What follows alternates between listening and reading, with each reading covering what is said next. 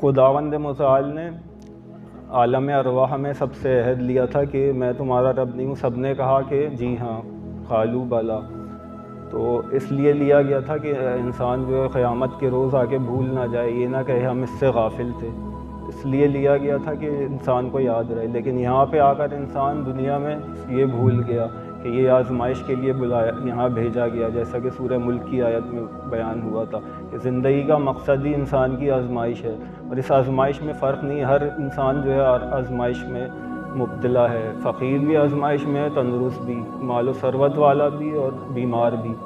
اور مرد و زن کا بھی اس میں کوئی فرق نہیں ہے. پھر مردوں کا خاص طور پہ کیوں کہا ہے کہ مردوں کے لیے آزمائش کا میدان ہے؟ کیونکہ مرد جو ہے اس پہ طاقت زیادہ عطا کی ہے، کیونکہ اس کے اوپر ذمہ داری زیادہ سخت ہے، محنت کرتا ہے. اوپر سے جب حکومت کی طاقت آ جائے تو اس کے لیے صحیح امتحان کا وہ بن جاتا ہے میدان.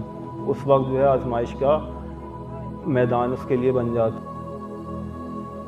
اور یہ آزمائش جو ہے صرف حکومت تک محدود نہیں ہے، بلکہ ایک ولی جو ہے گھر کا سرپرست، وہاں سے شروع ہو کے ہر ادارے، ہر سرپرست، ہر ذمہ دار شخص کے لیے آزمائش کا میدان ہو جاتا ہے. وآخر الدعوانا ان الحمد للہ رب العالمین.